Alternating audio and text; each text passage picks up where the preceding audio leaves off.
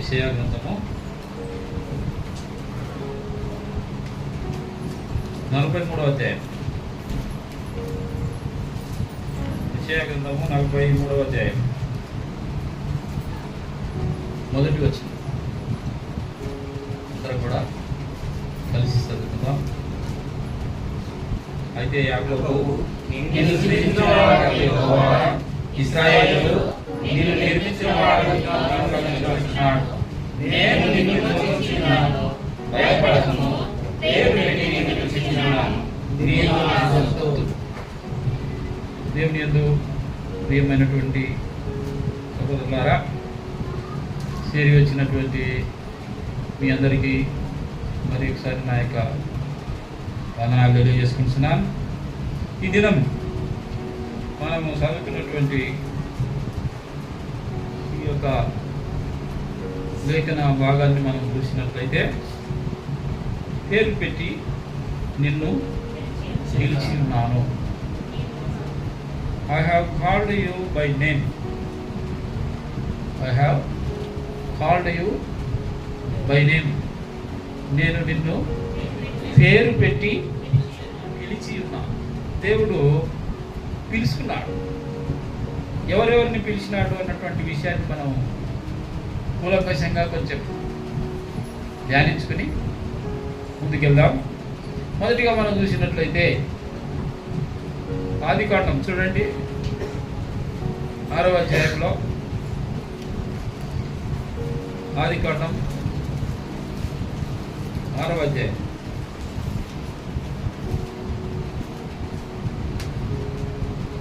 ఆదికాండము 6వ అధ్యాయం 13వ వచనం చూడండి. సమస్త శరీరులు మూలంగా భూమి బలత్కారంతో నిండి ఉన్నది కనుక నా సన్నిధిని వారి అంతము వచ్చి ఉన్నది. ఇదిగో వారిని భూమితో కూడా నాశనం చేయను. చితిసారపు మ్రాణుతో నీ కొరకు ఓడను చేసుకొనను. అరలు పెట్టి ఆ ఓడను చేసి లోపల వెలుపన దానికి కీలు పూయవలెను. నీవు దాన్ని చేయవలసిన విధం ఇది. ఆ ఓడ 300 మూరల పొడవును, 50 మూరల వెడల్పును, 30 మూరల ఎత్తును గలదై ఉండవలెను. ఆ ఓడకు కిటికీ చేసి పైనుండి మూరెడు క్రిందికి దాన్ని ముగించవలెను. ఓడ తలుపు దాని ప్రక్కన ఉంచవలెను. క్రింది అంతస్తు, 2వ అంతస్తు, 3వ అంతస్తు గలదిగా దాన్ని చేయవలెను. ఇదిగో నేనే జీవవాయువు గల సమస్త శరీరులను ఆకాశం క్రింద ఉండకుండా నాశనము చేయుటకు భూమి మీదకి జల ప్రవాహము రప్పించుచున్నాను. లోకమందున్న సమస్తమును చనిపోవు. మనం చూసినట్లయితే దేవుడు నోవాహును పిలిచాడు. God called Noah. ఏమని పిలిచాడు? దేవుడు నోవాహుతో అని చూడండి. 13వ వచనంలో ఏముంది? దేవుడు నోవాహుతో అంటే God has been called Noah. ఎందుకు పిలిచాడు? Why did God call Noah? ఎందుకు దేవుడు నోవాను పిలిచాడు? ఎందుకు పిలిచాడు అంటే, ఎందుకంటే there is a purpose behind calling of God to save the family of Noah.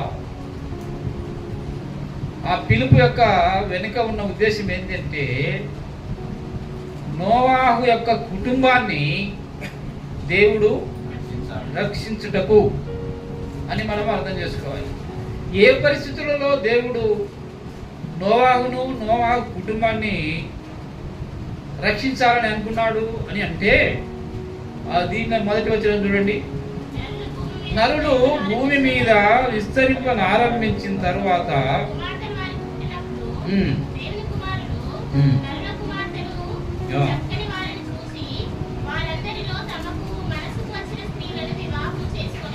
Okay, తర్వాత 5వ వచనం చూడండి.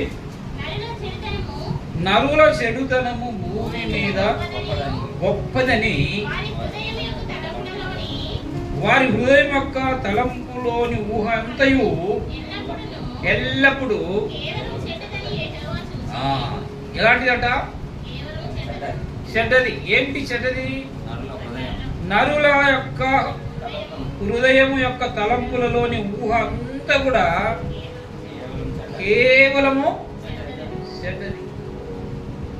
తలంపు పిల్లరా చేరి వచ్చినటువంటి మన జీవితాలలో మన తలంపులు ఎలా ఉన్నాయి? ఇంతకుముందే మనము చూసాం ఏమని, how long will you stay behind two thoughts? ఎంతకాలము మీరు రెండు తలంపుల మధ్య ఉంటారు? ఇది మరి మన జీవితాల్లో మనం పరీక్షించుకోవాలి. రెండు తలంపులు నీ జీవితంలో ఉందా? సెకండ్ థాట్ ఉందా? ఉంటే దాన్ని ఇప్పుడే తీసేయాలా, దానిని ఇప్పుడే తీసేయాలా. కాబట్టి బయలు మరియు యెహోవా, ఈ బయలు యొక్క బలి, ఆ బలి పైనుండి అగ్ని వచ్చి దహించలేదు. మరి ఏలియా ప్రార్థన చేయగా అగ్ని పైనుండి వచ్చింది, ఆ యొక్క బలి పీఠాన్ని దహించేసింది. అప్పుడు ప్రజలందరూ ఏమన్నారంటే, ఏలియా యొక్క దేవుడే నిజమైన దేవుడు. The God of Elijah is true God. ఏలియా యొక్క దేవుడే నిజమైన దేవుడు. నీవు నమ్మిన దేవుడు, టు హూమ్ యూ బిలీవ్, ఎవరిని నువ్వు నమ్మి ఉన్నావు? ఏ దేవుని నువ్వు నమ్మి ఉన్నావు? యోబు అంటాడు ఏమని, నా విమోచకుడు సజీవుడు, my redeemer is living God. మన జీవితాలలో మన పరిస్థితి ఎలా ఉంది? 5వ వచనం మనం చూస్తే, నరుల చెడుతనము భూమి మీద గొప్పదనియు వారి హృదయం యొక్క తలంపులలోని ఊహ అంతయు ఎల్లప్పుడూ కేవలము రక్షించబడిన నీ జీవితంలో ఈ తలంపు అనేది ఉండకూడదు. ఈ తలంపు తీసేస్తేనే నీవు బాప్తిజం తీసుకున్నావు, మరలా దానిలోనికి వెళ్ళకూడదు. కుక్క వాంతి చేసుకున్న తర్వాత ఏం చేస్తుంది? దేన్ని తింటది? ఏదైతే అది వాంతి చేసుకున్నదో దానినే తినేస్తుంది. అంటే దాని ఆశ తీరలే, ఫుల్లుగా తిన్నది, అరిగించుకోలేక కక్కింది. ఆ ఆశతో మరలా ఏం చేసింది? మరలా దానినే తినేసింది. పంది తెలుసా? పందిని నువ్వు ఎంత నీట్గా పెట్టినా అది పోయేది ఎక్కడికి తెలుసా? బురదలకే పోతుంది. దాని లివింగ్ ప్లేస్ ఎక్కడ? బురద. అయితే ఇక్కడ నోవాహును దేవుడు చూశాడు. ఏమని చూశాడు? చూడండి 7వ అధ్యాయం 1వ వచనం చూడండి. ఆదికాండం 7. ఈ తరం వారిలో నీవే నా ఎదుట నీతిమంతుడవై ఉండుట చూసితిని గనుక నీవును నీ ఇంటి వారును ఓడలో ప్రవేశించుడి. This is the plan of God pertaining to Noah and his family to save them. నోవాహు కుటుంబాన్ని రక్షించుటకు ఇదే దేవుని యొక్క ప్రణాళిక అయి ఉన్నది. అదే విధంగా ప్రియులరా, నీ ఎడల మీ కుటుంబం ఎడల దేవుని యొక్క ప్రణాళిక ఏమిటంటే ఆయన నిన్ను రక్షించాలన్నదే ఆయన ప్రణాళిక. ఆ ప్రణాళిక ఇప్పటిది కాదండి. ఆ ప్రణాళిక ఇప్పటిది కాదు. మరి ఎప్పటిది?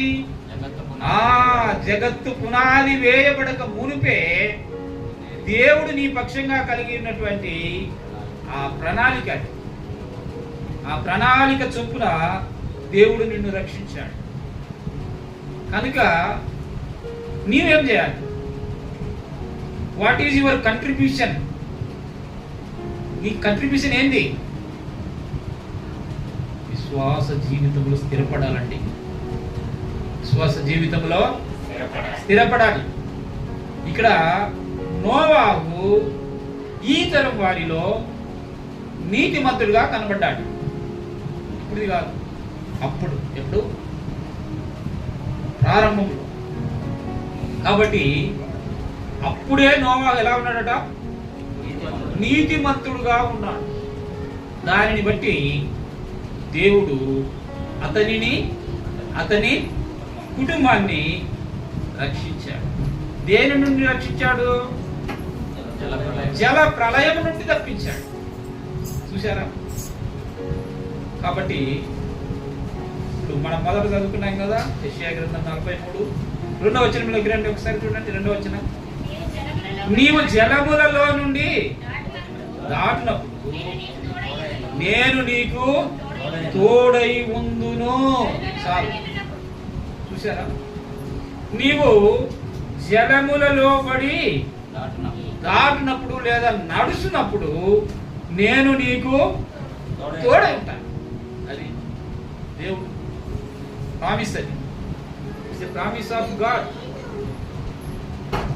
అదే విధంగా ఇక్కడ నోవాహు జల ప్రళయం నుండి తప్పించాడు, రక్షించాడు దేవుడు కదా.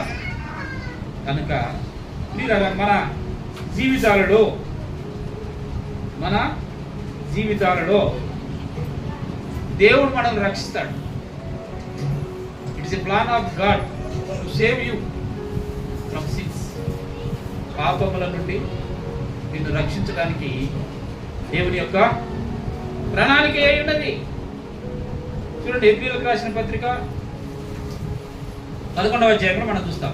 హెబ్రీ 11 7వ వచనం చూడండి.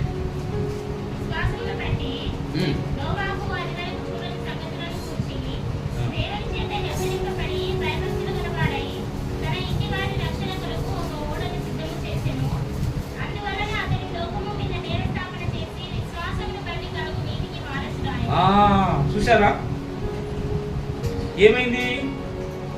విశ్వాసమును బట్టి నోవహు అది వరకు చూడని సంగతులను గురించి దేవుని చేత హెచ్చరించబడ్డాడు. అది వరకు చూడని సంగతులను గురించి దేవుని చేత హెచ్చరించబడి ఎలా ఉన్నాడు? ప్రియులారా, దేవుని సన్నిధిలో దేవుడు మనల్ని రక్షించుకున్న దాన్ని బట్టి మనము ఎలా ఉండాలట? భయభక్తులు గల వారమై ఉండాలి. అప్పుడు ఏమవుతుందంటే మన ఇంటి కొరకు దేవుని యొక్క రక్షణ ప్రణాళిక సిద్ధమవుతుంది. ఇక్కడ ఓడ సిద్ధమైంది. తన ఇంటి వారి రక్షణ కొరకు ఒక ఓడను సిద్ధము చేసెను. మన ఇంటి వారి రక్షణ కొరకు దేవుడు మనకు ఒక రక్షణ ప్రణాళికను సిద్ధం చేసి ఉంచినాడు అంతే ఉన్నది. దేర్ ఇస్ ఎ ప్లాన్ అనేది ఉన్నది. కాబట్టి ఆ ప్లాన్ దేవుడు మన ఎడల జరిగిస్తాడు. రక్షణ ప్రణాళికను దేవుడు మన ఎడల జరిగిస్తాడు. కనుక ప్రియులారా, ఏం చేయాలా? నోవాహు వలె దేవుని యందు భయభక్తులు కలిగి జీవించాలి. రెండవ వ్యక్తిని చూద్దాం. చూడండి, ఆదికాండంలోనే చూస్తాం 12వ అధ్యాయము 1వ వచనం చూడండి.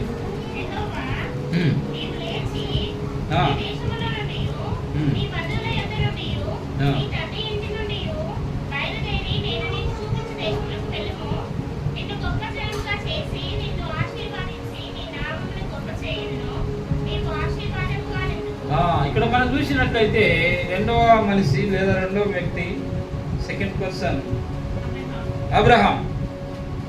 అబ్రహామును దేవుడు పిలిచాడు. నోవాహును దేవుడు పిలిచి ఏం చేశాడు? రక్షించినాడు. జల ప్రళయములో నుండి అతని కుటుంబాన్ని రక్షించాడు.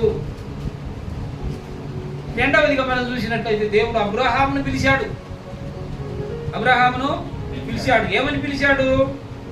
నీవు లేచి నీ దేశము నుండి, నీ బంధువుల యొద్ద నుండి, నీ తండ్రి ఇంట నుండి బయలుదేరి నేను నీకు చూపించు దేశమునకు వెళ్ళుము. కాబట్టి అబ్రహాం పక్షంగా కూడా దేవుడు ఒక ప్రణాళిక కలిగి ఉన్నాడు. ఏ ప్రణాళిక కలిగి ఉన్నాడు అంటే, అబ్రహాము దేవుని నమ్మెను, అది అతనికి నీతిగా ఎంచబడెను. ఆ కారణాన్ని బట్టి దేవుడు ఏం చేసినాడంటే అబ్రహామును ఆశీర్వాదించడానికి పిలిచాడు. ఎందుకు పిలిచాడు? నోవాహును ఎందుకు పిలిచాడు? రక్షించడానికి పిలిచాడు. అబ్రహామును ఆశీర్వాదించడానికి ఎలాగంటే, 2వ వచనం, నిన్ను గొప్ప జనముగా నిన్ను ఆశీర్వాదించి నీ నామమును గొప్ప చేయుదును, నీవు ఆశీర్వాదించబడవాడుగా ఉందువు. 3వ వచనం, నిన్ను ఆశీర్వాదించు వారిని ఆశీర్వాదిస్తాను. కాబట్టి దేవుని ప్రణాళిక ఆయన నెరవేరుస్తున్నాడు. అబ్రహామును పిలువగానే అబ్రహాం ఏం చేశాడు? ఎదురు మాట్లాడలే. ఏం విడిచిపెట్టి వెళ్ళాలన్నాడు దేవుడు? నీ దేశాన్ని విడిచిపెట్టు, నీ బంధువులను విడిచిపెట్టు, నీ తండ్రి ఇంటిని విడిచిపెట్టు, అప్పుడు నేను చూపించు దేశంలోకి వెళ్ళు, నేను నిన్ను ఆశీర్వదిస్తాను, గొప్ప జనముగా చేస్తా. నిన్ను ఆశీర్వాదించే వారిని ఆశీర్వాదిస్తా. నిన్ను ఎవరైనా చెప్పిస్తే నేను చెప్పిస్తా, నువ్వు చెప్పించొద్దు, నేను చెప్పిస్తా అన్నాడు. చూడండి, హెబ్రీయులకు రాసిన పత్రిక మొదలండి ఒకసారి 11:8 చూడండి. హెబ్రీ 11:8.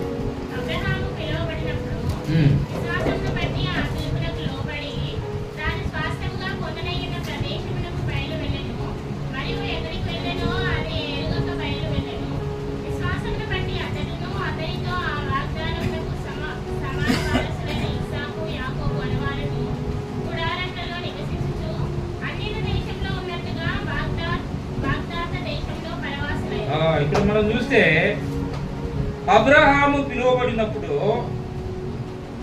విశ్వాసమును బట్టి ఆ పిలుపునకు లోబడి తాను స్వాస్థ్యంగా పొందనై ఉన్న ప్రదేశమునకు బయలువెళ్ళి. ఏమిటి ఆ స్వాస్థ్యంగా పొందనైన ఆ ప్రదేశము? ఏమిటి ఆ ప్రదేశం? కనాను దేశం. దేవుడు కనాను దేశాన్ని అతనికి స్వాస్థ్యంగా ఇస్తాడు. ఆ పిలుపును బట్టి అదేం చేసినాడు? దేవుని మాటకు లోబడినాడు. ఆ యొక్క స్వాస్థ్యాన్ని తన గొప్ప జనంగా చేస్తానని దేవుడు వాగ్దానం చేసినాడు.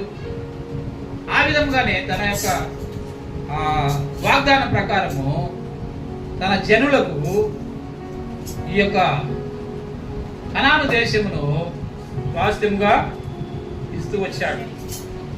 కనుక ప్రియులారా, మన యొక్క విశ్వాస జీవితంలో అబ్రహాం వలె, నోవాహు వలె మన జీవితం, దేవుడు వారి జీవితాలలో ఉన్నటువంటి ప్రణాళికను బట్టి నోవాహును అతని కుటుంబాన్ని రక్షిస్తూ వచ్చాడు. అబ్రహామును పిలిచింది ఎందుకంటే ఆశీర్వాదమునకు వారసులుగా ఉండటం కొరకు దేవుడు అబ్రహామును పిలిచినాడు, ఆశీర్వాదించాడు. మూడవదిగా మనం చూసినట్లయితే నిర్గమకాండంలో చూస్తాం. చూడండి, నిర్గమకాండము 3:4 వచనం చూడండి.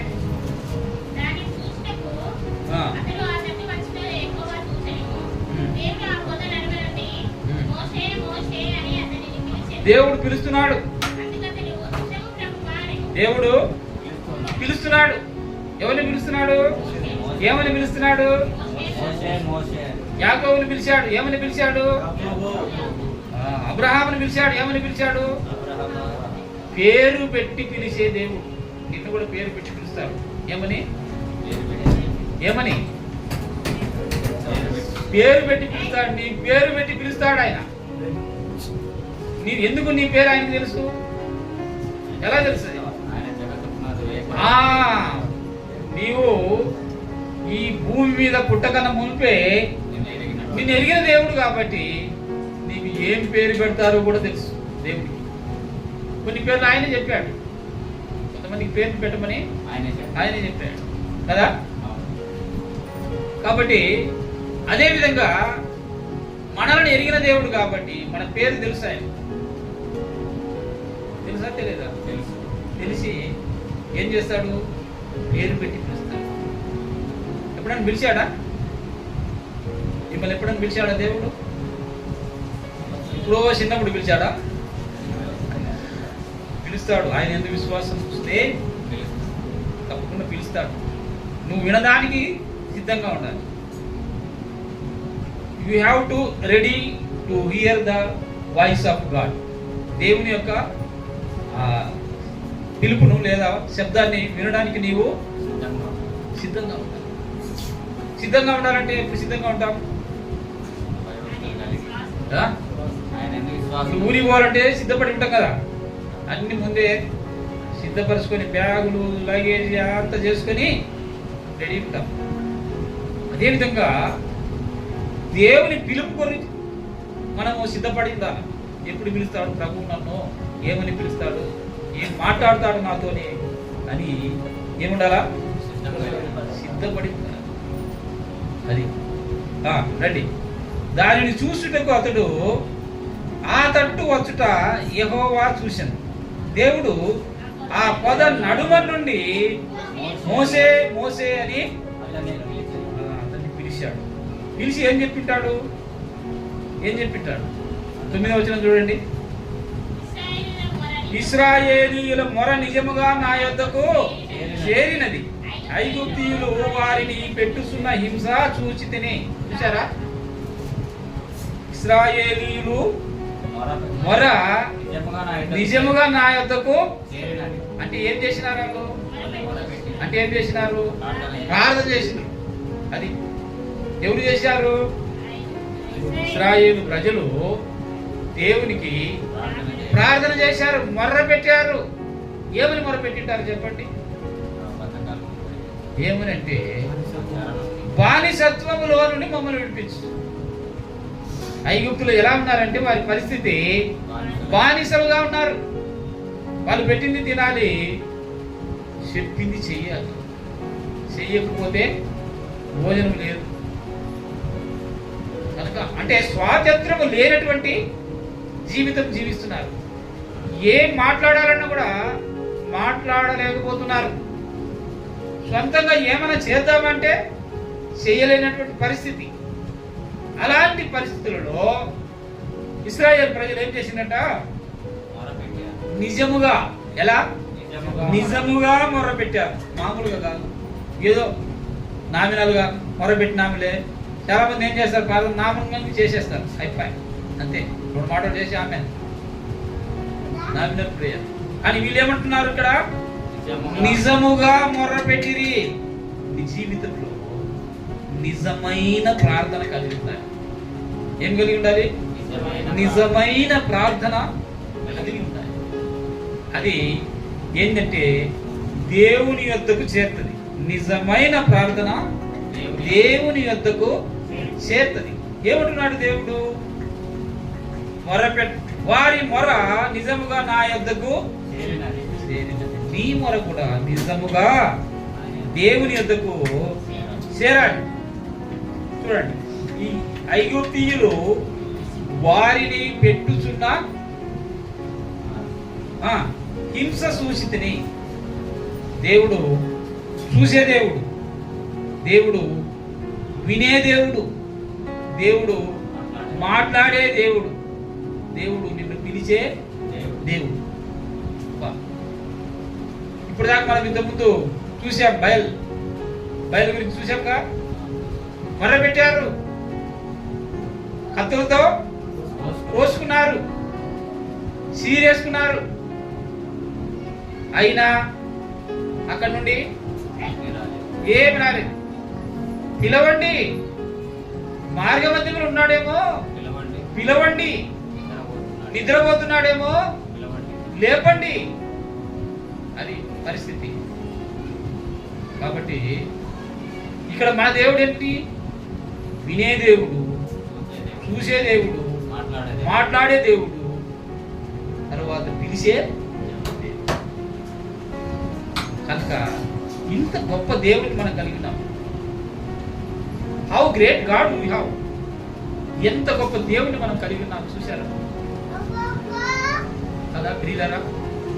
కాబట్టి విశ్వాస జీవితంలో నిర్లక్ష్యం అనేది తగదు. Don't be neglect in your faithful life. నీ విశ్వాస జీవితంలో నిర్లక్ష్యముగా ఉండకూడదు. దేవుని యందు విశ్వాసం కలిగి ఉండాలి. మనం ఇంతకు ముందు ఒకసారి చెప్పాము, ఏమని? అబ్రహాం లింకన్ ఏం చెప్పాడు? వాళ్ళ అమ్మ ఏం చెప్పింది అబ్రహాం లింకన్కి? Trust in God. అతను ఏడిపోయినా ఎవరికైనా చెప్పాల్సి వస్తే ఏం చెప్పేవాడంటే ట్రస్ట్ ఇన్ గాడ్, అంతే. దేవుని యందు ఏముంచాలా? దేవుని యందు ఏముంచాలా? నమ్మకం. So you have to trust in God. నీవు కూడా దేవుని యందు నమ్మకం ఉంచాలి. నమ్ముట నీ వలనైతే నమ్మువానికి సమస్తం సాధ్యం. నమ్మకపోతే ఏమవుతుంది? నమ్మకపోతే ఏమవుతుంది?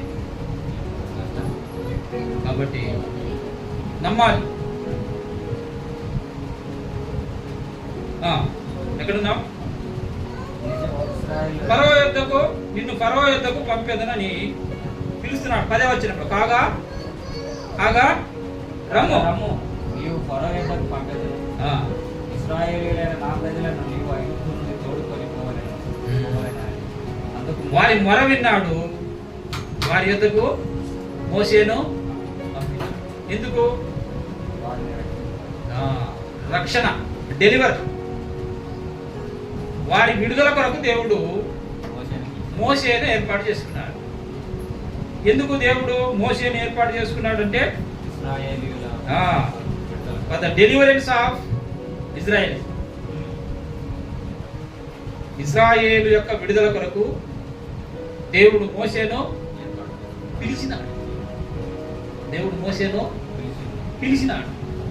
తర్వాత 4వది మనం చూసినట్లయితే చూడండి, 1 సమూయేలు గ్రంథం 16వ అధ్యాయం 11వ వచనం చూడండి.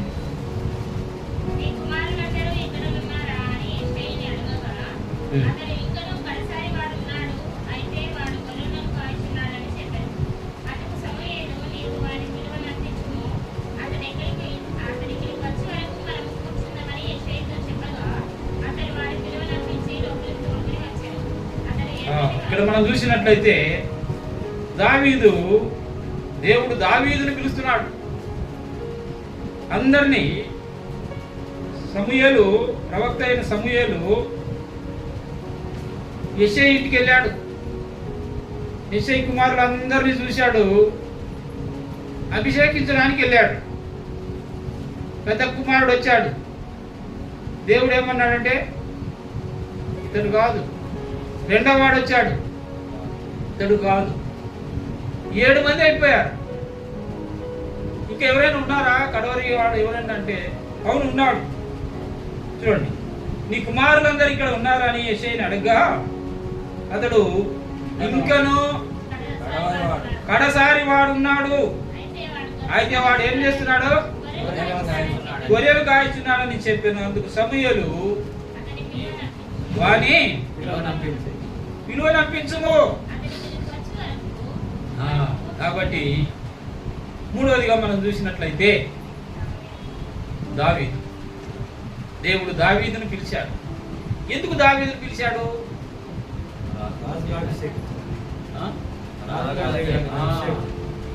ఎందుకంటే to rule the people of Israel's, ఇశ్రాయేలు ప్రజలను పరిపాలించుటకు దేవుడు దావీదును పిలిచెను. God called David to rule the people of Israelites. పిల్లరా, మరి మన జీవితాలలో దేవుడు మనల్ని కూడా పిలిచాడు. అవునా కదా? పిలిచాడా? Very good. కాబట్టి మనం ముందు వెళ్తే తెలుస్తుంది. కనుక ఇక్కడ ఆ ప్రవక్త వచ్చి అందరినీ అభిషేకించడానికి వస్తే అందరినీ రిజెక్ట్ చేశాడు దేవుడు. కడసారి వాడైన దావీదును అభిషేకించాడు. చూడండి, అపోస్తల కార్యములు 13వ అధ్యాయము 22వ వచనం చూడండి. తర్వాత అతనిని తొలగించి దావీదు వారికి రాజుగా ఏర్పరచారు. మరియు ఆయన, నేను యెషయా కుమారుడైన దావీదును కనుగొంటిని, అతడు నా ఇష్టానుసారుడైన మనుషుడు, అతడు నా ఉద్దేశములన్నీ నెరవేర్చునని చెప్పి అతని గూర్చి సాక్ష్యమిచ్చెను. God has given testimony about David. దావీదుని గురించి దేవుడు ఏం చేస్తున్నాడు? సాక్ష్యమిస్తున్నాడు. ఏమని సాక్ష్యమిస్తున్నాడు? అతడు నా ఇష్టానుసారుడైన మనుషుడు. దేవుని యొక్క ఉద్దేశాలన్నీ కూడా నెరవేరుస్తాడట. ఎవరండి? కాబట్టి దావీదుని గురించి దేవుడు సాక్ష్యమిస్తున్నాడు. What about you? చెప్పండి, నీ మాట ఏంటి? దేవుడు దావీదుని గురించి సాక్ష్యం ఇస్తున్నాడు. మరి నిన్ను గురించి దేవుడు సాక్ష్యం ఇవ్వాలా వద్దా? ఇవ్వాలంటే ఏం చేయాలా? అతడు నా హృదయానుసారుడు. ఏమంటున్నాడు? కాబట్టి అతడు నా ఇష్టానుసారుడైన మనుషుడు, అతడు నా ఉద్దేశములన్నీ నెరవేర్చునని చెప్పి అతని గురించి సాక్ష్యం ఇచ్చాను. కనుక మన జీవితాలలో దేవుడు సాక్ష్యం ఇవ్వాలి. ఇస్తాడా? ఇవ్వడా?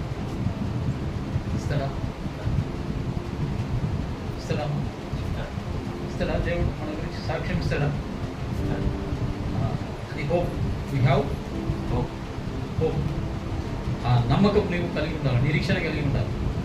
నా గురించి కూడా దేవుడు ఒక దినము సాక్ష్యం ఇస్తాడు అని ఆయనకు ఇష్టానుసారమైన వాళ్ళంగా ఉండాలి. అతడు నా ఇష్టానుసారుడైన మనుషుడు. మరి మేము కూడా దేవునికి ఇష్టానుసారుడైన మనుషుడుగా ఉన్నట్లయితే ఆయన ఉద్దేశములను, ఆయన చిత్తాన్ని నీవు నెరవేర్చినట్లయితే God is also given testimony about you. దేవుడు నీ గురించి కూడా సాక్ష్యం ఇస్తాడు. ఆ సాక్ష్యాన్ని మనం కూడా పొందుకోవాలంటే ఆయనకు ఇష్టానుసారమైనటువంటి వారంగా జీవించాలి. ఆయన ఉద్దేశములను నెరవేర్చే వాళ్ళంగా ఉండాలి. ఇప్పుడు ఎంతమందిని చూసాము? 4 చూసాము. మొదటిగా నోవాహును చూసాము. ఈ తరము వారిలో నీవు నీతిమంతుడుగా నాకు కనబడ్డావు. దానిని బట్టి అతనిని, అతని కుటుంబాన్ని దేవుడు రక్షించాడు. రెండవదిగా అబ్రహామును పిలిచాడు దేవుడు. లే అబ్రహాం, లే, నువ్వు లేచి వెళ్ళు. ఏమేమి విడిచిపెట్టాలి? నీ దేశాన్ని వదిలిపెట్టు, నీ తండ్రి ఇంటిని విడిచిపెట్టు, నీ బంధువులను విడిచిపెట్టు, వెళ్ళు. అంటే నేను ఎక్కడికి వెళ్ళాలి ప్రభువా? ఇంతమందిని వదిలేసి నేను ఎక్కడికి వెళ్ళాలి అని అన్నాడా? అనలేదు. ఆ దేవుని మాటకు లోబడ్డాడు. నమ్మకం, దేవుడే చూసుకుంటాడు అన్నటువంటి నమ్మకం. ఇస్సాకును బలి ఇవ్వడానికి వెళ్తున్నప్పుడు ఇస్సాకు ఒక మాట అంటాడు, నానా కట్టెలున్నాయి, నిప్పు నీళ్లున్నాయి, గొర్రెపిల్లేది అంటే దేవుడే చూసుకో, యెహోవా ఇరే. కాబట్టి దేవుడే చూసుకుంటాడు అన్నటువంటి నమ్మకం. దానిని బట్టి అతడు అబ్రహాము దేవుని నమ్మెను, అది అతనికి నీతిగా ఎంచబడెను. ఆ నీతిని బట్టి దేవుడు ఏం చేశాడు? చేయటమే కాకుండా ఆశీర్వదించాడు. నీ జనములను, జనాన్ని ఆశీర్వదించాడు. ఆ భూమిని స్వాస్థ్యంగా ఇస్తాడు, ఆ దేశాన్ని స్వాస్థ్యంగా ఇస్తాడు. దేనిని బట్టి? బికాజ్ ఆఫ్ హిస్ రైటియస్నెస్, అతని విశ్వాసాన్ని బట్టి, నమ్మకాన్ని బట్టి, నీతిని బట్టి ఏం చేశాడు? మూడవదిగా ఎవరిని చూశాం? మోషేని పిలిచాడు దేవుడు. మోసే మోసే అని పిలిచి, ఐగుప్తుకి వెళ్ళు, నా ప్రజలైన ఇశ్రాయేలీయులు మొర్ర నాకు వినబడ్డది, వారు పెడుతున్నటువంటి ఆ మొర అన్నిటికి చేరి. కాబట్టి నువ్వు వెళ్ళి వారిని విడిపించు, డెలివరెన్స్. తర్వాత నాలుగవది ఎవరిని చూసామో? దావీదు. నా ఇష్టానుసారుడైన మనుషుడు, అతడు నా ఉద్దేశములన్నీ నెరవేర్చేవాడు. కాబట్టి అతనికి రాజ్యం ఇచ్చాడు, పరిపాలించే రాజ్యం ఇచ్చాడు, అధికారం ఇచ్చాడు. తర్వాత ఐదవదిగా మనం చూసినట్లయితే చూడండి, మత్తయి సువార్త 4వ అధ్యాయం 18వ వచనం చూడండి.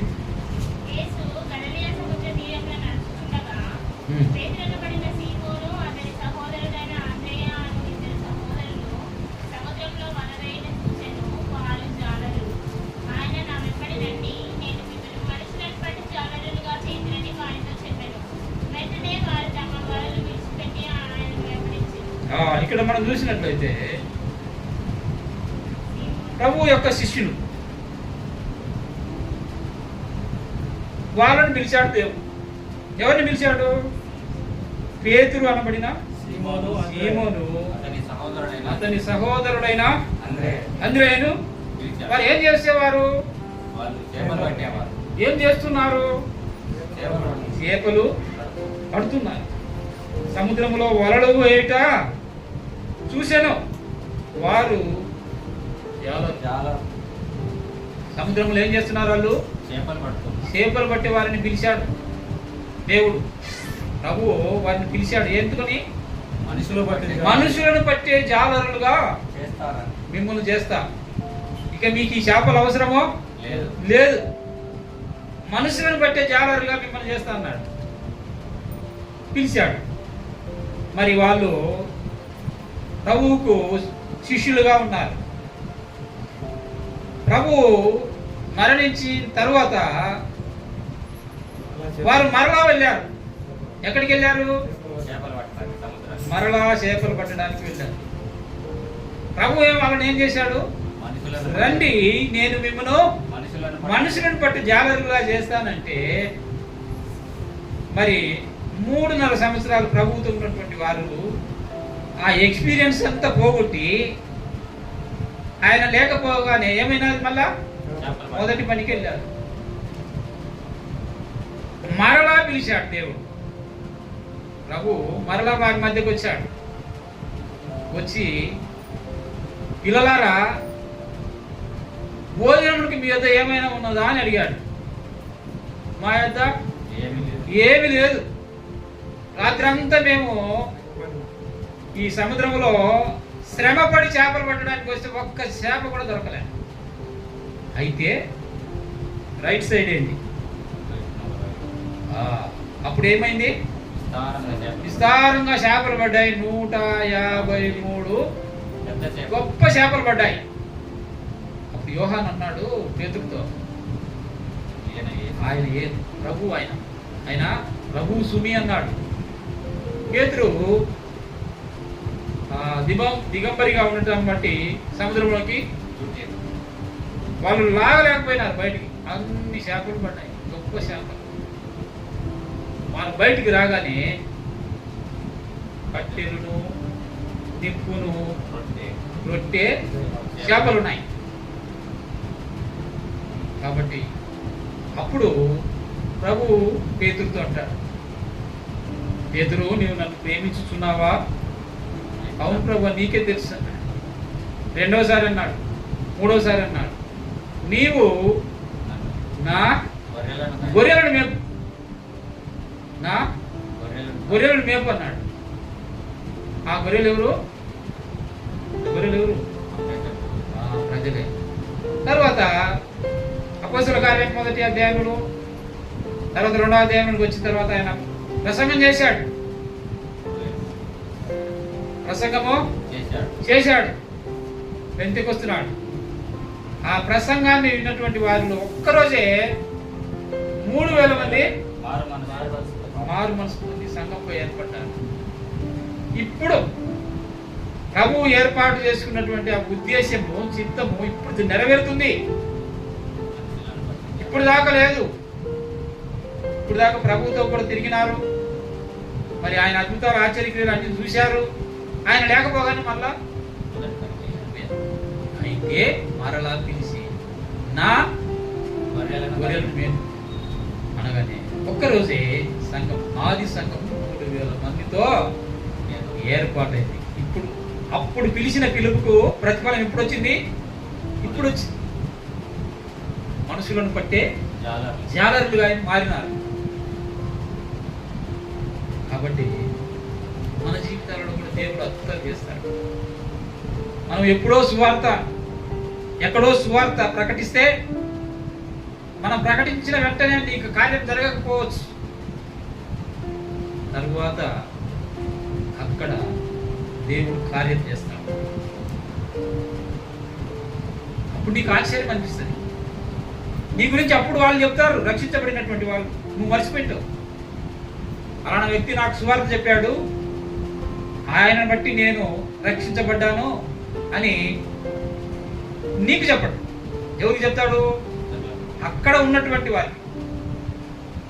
ఆ వ్యక్తి గురించి అక్కడ చెప్తాడు. మనకు తెలియదు ఆ విషయం. అలాంటి వ్యక్తి ఇక్కడ ఉండే ఆయన చెప్పినటువంటి సువార్తను బట్టి నేను మారు మనసు పొంది రక్షణ పొందాను అని చెప్పినప్పుడు ప్రభువు అక్కడి నుండి చూస్తాడు. ఎక్కడి నుండి? పరలోకములో నుండి చూస్తూ దేవదూతలను పిలిచి, అదిగో అదిగో నా కుమారుడు రక్షించబడ్డాడని సంతోషిస్తాడు దేవుడు. దూతలతో కూడా కలిసి సంతోషిస్తాడు. నువ్వు చెప్పిన ఒక్క మాట ఒక వ్యక్తిని మారిస్తే ఆ మారిన వ్యక్తిని బట్టి దేవుడు పరలోకములో తన దూతలను పిలిచి సంతోషిస్తాడు. దీని యొక్క ప్రతిఫలము నువ్వు తర్వాత పొందుకుంటావు. అది దేవుని యొక్క గొప్ప సంకల్పం. ఆ సంకల్పంలో మనం ఉండాలి. మనం తెలియకపోవచ్చు, మనం ఏదో చెప్పేసి వెళ్ళిపోతుంటాం. విన్నటువంటి వ్యక్తి నిన్ను గుర్తు పెట్టుకునే ఉంటాడు. నిన్ను గుర్తు పెట్టుకునే ఉంటాడు. కాబట్టి it is most important to conduct gospel. దేవుని యొక్క సువార్త చేయటం అనేది చాలా ప్రాముఖ్యమైనటువంటి అంశం. అది ఎవరైనా ఒక మనిషి దొరికితే చెప్పు, మీకు మంద కావాల్సిన అవసరం లేదు, పబ్లిక్ కావాల్సిన సభ కావాల్సిన అవసరం లేదు. Personal gospel is more important. వ్యక్తిగత సువార్త అనేది చాలా ప్రాముఖ్యమైనటువంటి విషయం. ఒక్కరికి చెప్పు సార్, ఆ ఒక్కరిని బట్టి పరలోకంలో దేవుడు తన దూతలతో సంతోషిస్తాడు. నువ్వు చెప్పిన ఒక మాటను బట్టి, ఆ మాట ద్వారా అతను రక్షణలోకి వస్తే ఆ ప్రతిఫలం నువ్వు తర్వాత పొందుకుంటావు. అది గొప్ప విషయం, అది చాలా గొప్ప విషయం. కనుక ఆదివారం అయిపోయింది, మళ్ళీ ఆదివారం దాకా నాకేం పని లేదు అనుకోకూడదు. ఏమనుకోకూడదు? ఆదివారం అయిపోయింది మళ్ళీ ఆదివారం కొరకిలే కదా అని అనుకోకూడదు. ఎవరైనా ఒక వ్యక్తి నీకు దొరికినప్పుడు అతనికి సువార్త చెప్పడం నేర్చుకోండి. మైక్ పెట్టుకొని, మెగాఫోన్ పట్టుకొని, కరపత్రికలు తీసుకొని బజార్ల బట్టి తిరిగి ఇవ్వటానికి నీకు టైం లేకపోయినట్లయితే నువ్వేం చేయాలా? ఒక మనిషి పర్సనల్ గాస్పెల్ చెప్పండి. ఏం చెప్తారు? ఏం చెప్తారు? ఏం చెప్తారంటే యేసు ప్రభు యొక్క జననం గురించి చెప్పాలి. How Jesus Christ was born. 2, ఆయన యొక్క మరణాన్ని గురించి చెప్పాలి. How Jesus Christ was dead. 3, ఆయన పునరుత్థానాన్ని గురించి చెప్పాలి. How Jesus Christ was resurrected from the death. ఈ 3 విషయాలు ఆ వ్యక్తి జీవితంలో ఎక్స్ప్లెయిన్ అవుతాయి. ఎందుకంటే యెషయా గ్రంథం 6వ అధ్యాయంలో చూస్తాం ఏమని,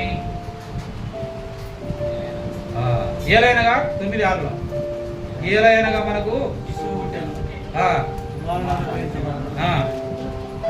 ఆశ్చర్యకరుడు, ఆలోచనకర్త,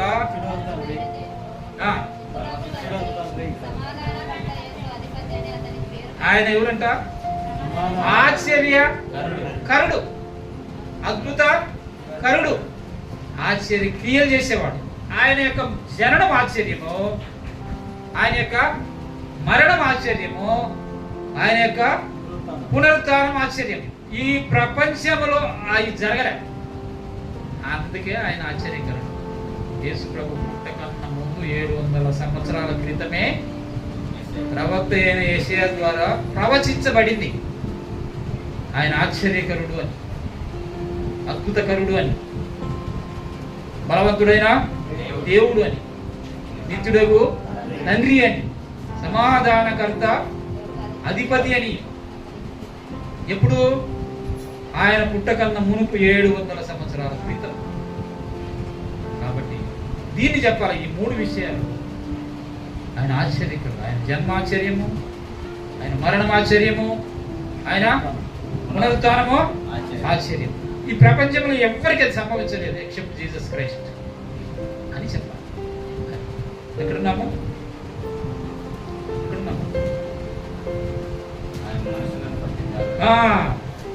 మనుషులను పట్టు జాలరులుగా చేస్తానన్నాడు, చేశాడు. ఇప్పుడు మనము ఒక గొర్రె, మనం ఒక జాలరి. ఇప్పుడు పేతురు పట్టిన జాలరులలో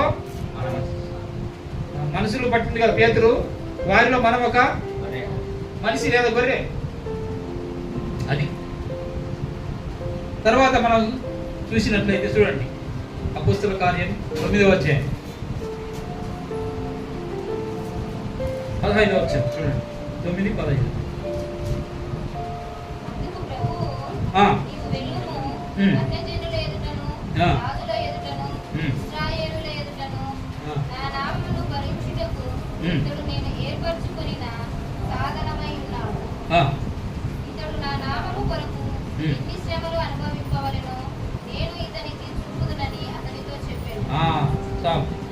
ఇక్కడ మరి మొదటి నుంచి కింద చూసుకుంటూ వస్తే సౌలు ఎవరు? సౌలు అప్పుడు పౌలుగా మారలే. ఏం చేస్తున్నాడంటే ప్రభు యొక్క ఆ, బెదిరించుటయు, ఆ, హత్య చేయుటయు, ఉమ్, తనకు ప్రాణాధారమైనట్టు ప్రధాన యాజకుని దగ్గరికి వెళ్ళి ఆ, ఈ మార్గమందున్న పురుషులెవరైనను స్త్రీలైనను కనుగొనిన ఎడల వారిని బంధించి యెరూషలేముకు తీసుకుని వచ్చుటకు దమస్కులోని సమాజపు వారిని ఉమ్, పత్రికలు ఇమ్మని అడిగాను. ఆ, కాబట్టి ఎందుకు పోతున్నాడంటే దమస్కు పోతున్నాడు. తార్సు వాడైన సౌలు దమస్కు దమస్కుకు వెళ్తున్నాడు. ఎందుకు అంటే ఈ మార్గమందున్న పురుషులనైనను స్త్రీలనైనను కనుగొనిన ఎడల వారిని బంధించి యెరూషలేముకు తీసుకుని వచ్చుటకు దమస్కులోని ఆ, ఏం చేస్తాడు? అక్కడికి వచ్చి వారిని హింసించి ఆ, అందుకొరకు అతడు ఒక పర్మిషన్ కొరకు దమస్కు వెళ్తున్నాడు. మార్గ మధ్యలో 4వ వచనం చూడండి. అప్పుడు అతడు నేల మీద పడి, సౌలా సౌలా, ఈవేళ నన్ను హింసిస్తున్నావని ఎంతో ఒక స్వరము పలుకుతా విన్నాను. ఆ, మూడు చూడు. అతడు అతడు ప్రయాణం చేస్తూ దమస్కు అక్కడికి వచ్చినప్పుడు ఉమ్, అకస్మాత్తుగా ఆకాశం నుండి ఒక వెలుగు అతన్ని చుట్టూ ప్రకాశించాను. ఆ, అప్పుడు అతడు నేల మీద పడి, ఆ, సౌలా సౌలా, నీవేళ నన్ను హింసిస్తున్నావని ఉమ్, నన్నుతో ఒక స్వరము పలుకుతా వినాను. ఆ, ప్రభువా, నీవెవడవని అతను అడుగుగా ఉమ్. ఆయన, నేను నీవు హింసించుచున్న యేసును. ఏం చెప్పాడు? నీవు హింసించుచున్న యేసును. ఆ, నీవు హింసించుచున్న యేసును. ఏం విన్నాడు? సౌలా సౌలా, దేవుడు పిలుస్తున్నాడు. దేవుడు పిలుస్తున్నాడు. ఏమని పిలుస్తున్నాడు? సౌలా సౌలా. సౌలా సౌలా అని పేరు పెట్టి పిలిచినాడు. నిన్ను కూడా పేరు పెట్టి పిలుస్తాడు. నీవు హింసించుచున్న యేసు నేనే. అప్పుడు దమస్కులో అననీయ అని ఒక శిష్యుడు ఉంటాడు. ఆయన పిలిపించుకొని ఆయన్ను పిలిపించుకోమన్నాడు. పిలిపించుకుంటే అతను ఏమన్నాడు? ప్రభువా, మరి చూడండి 13. అందుకు అననీయ, ప్రభువా, ఈ మనుషుడు యెరూషలేములో నీ పరిస్థితులను ఎంతో కీడు చేసి ఉన్నాడని అతని గురించి అనేకుల వల్ల వింటిని. ఆ, ఇక్కడను నీ నామను బట్టి ప్రార్థన చేయవారు అధికారమును పొంది ఉన్నారని ఉత్తరం ఇచ్చాను. ఇక్కడ మరి అననీయ అంటున్నాడు, ప్రభువా, ఈ మనుషుడు యెరూషలేములో నీ పరిశుద్ధులకు ఎంతో కీడు చేసినాడు. ఇతని గురించి అనేకుల వలన నేను విన్నాను. ఇక్కడను నీ నామమును బట్టి ప్రార్థన చేయి వారందరినీ బంధించుటకు ప్రధాన యాజకుల వలన అధికారం పొంది ఉన్నాడు. కాబట్టి అందుకు ప్రభు ఏమన్నాడు తెలుసా? అందుకు ప్రభు, నీవు వెళ్ళుము అన్యజనుల ఎదుటను రాజుల ఎదుటను రాజుల ఎదుటను ఇశ్రాయేలీయుల ఎదుటను నా నామము భరించుటకు ఇతడు నేను ఏర్పాటు చేసుకున్న సాధనమై ఉన్నాడు. ఎవరట అతను? ఒక ఇన్స్ట్రుమెంట్. ఇన్స్ట్రుమెంట్, ఒక సాధనం.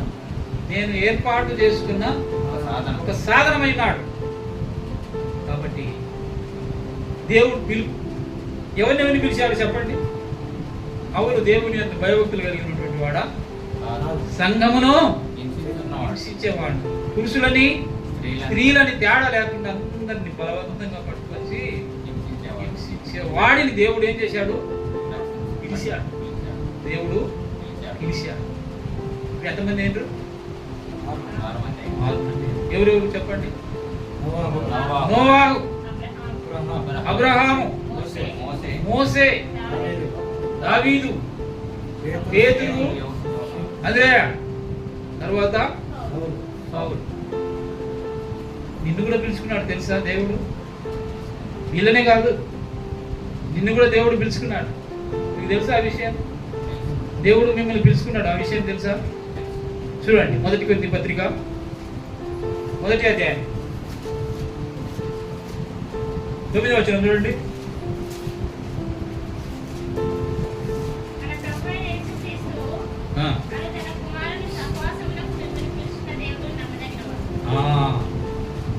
కాబట్టి దేవుడు ఎవరు పిలుచుకున్నాడు? ఎవరిని? నిన్ను కూడా పిలుచుకున్నాడు. God has called you also. నిన్ను కూడా దేవుడు పిలుచుకుని ఉన్నాడు. అయితే ఎందుకు పిలిచినాడు? ఎందుకు పిలిచినాడు చెప్పండి. ఎందుకంటే God called you into his fellowship. ఆయన యొక్క సహవాసంలోకి మన ప్రభు అయిన యేసుక్రీస్తు తను తన కుమారుని సహవాసమునకు మిమ్మును పిలిచిన దేవుడు నిన్ను కూడా పిలిచాడు. అర్థమైందా? మిమ్మల్ని కూడా దేవుడు పిలిచాడా? ఎందుకు? సహవాసమునకు ఉండాలని పిలిచింది. దేవుని సహవాసంలో మీరు ఉండాలని పిలిచింది. సహవాసంలో నుండి పోకూడదు. పోవడానికి కాదు దేవుడు నిన్ను పిలిచింది. పోవడానికి కాదు దేవుడు నిన్ను పిలిచింది. సహవాసంలో ఉండటం కొరకు దేవుడు నిన్ను పిలిచి ఉంటున్నాడు. ఇప్పుడు మనమందరం కూడా ఆయన పిలిచినటువంటి సహవాసములోనికి చేరినవారు. Now we are in the fellowship of God. దేవుని యొక్క సహవాసములో ఇప్పుడు మనము ఉన్నటువంటి వారు. ఈ సహవాసములో నుండి కుడికి గాని ఎడమకు గాని తొలిపో. అది దేవుని చిత్తమో కాదు. ఒకవేళ దేవుని సహవాసములో నుండి నీవు తొలగిపోయినట్లయితే ఏమవుతుందో తెలుసా?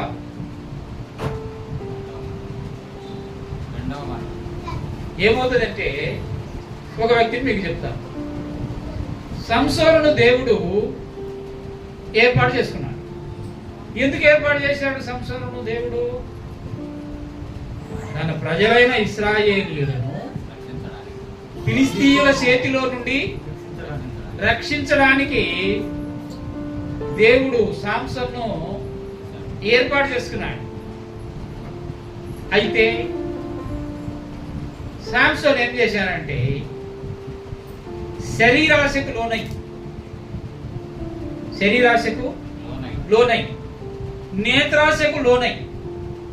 నేత్రాశకు లోనై జీవపు డంబమునకు లోనై ఏం చేసినాడంటే దేవునికి దూరస్తుడైనాడు. సహవాసం నుండి తొలగిపోయినాడు. దేవుని సహవాసం నుండి తొలగిపోయినాడు. ఆ కారణాన్ని బట్టి అతడు ఏమైపోయినాడు? ఫిలిస్తీయుల చేతికి చిక్కినాడు. చిక్కడమే కాదు, అతని కళ్ళు పీకివేయబడ్డాయి. అంత మాత్రమే కాదు, అతన్ని తీసుకెళ్లి ఎక్కడ కట్టేశారు తెలుసా? అది ఎక్కడంటే దేవత గుడిలో ఒక స్తంభాన్ని కట్టారు. దేవత గుడిలో ఒక స్తంభానికి కట్టేశారు. ఏ పరిస్థితిలో ఉన్నాడు ఇప్పుడు? కళ్ళు లేవు, బలము లేదు. బలము లేదు. కనుక దేవుని యొక్క సహవాసంలో నుండి మనము వెళ్ళిపోయినట్లయితే మన జీవితాలలో కూడా ఏమవుతుందండి? బలహీనులమైపోతాం. తర్వాత ఏమైపోతాము? గుడ్డివారం అయిపోతాం. తర్వాత ఏమవుతాం? తర్వాత మరణిస్తాం. అదే జరిగింది ఎవరికి? సంసోనుకు. కనుక ప్రియులారా, మన యొక్క ఆత్మీయ విశ్వాస జీవితంలో మనము పరీక్షించుకోవాలి. మనము ఏం చేయాలి? పరీక్షించుకోవాలి. ఏ విధంగా పరీక్షించుకోవాలి? ఏ విధంగా? చూడండి, రండి. కొరింథీయులకు రాసిన మొదటి పత్రిక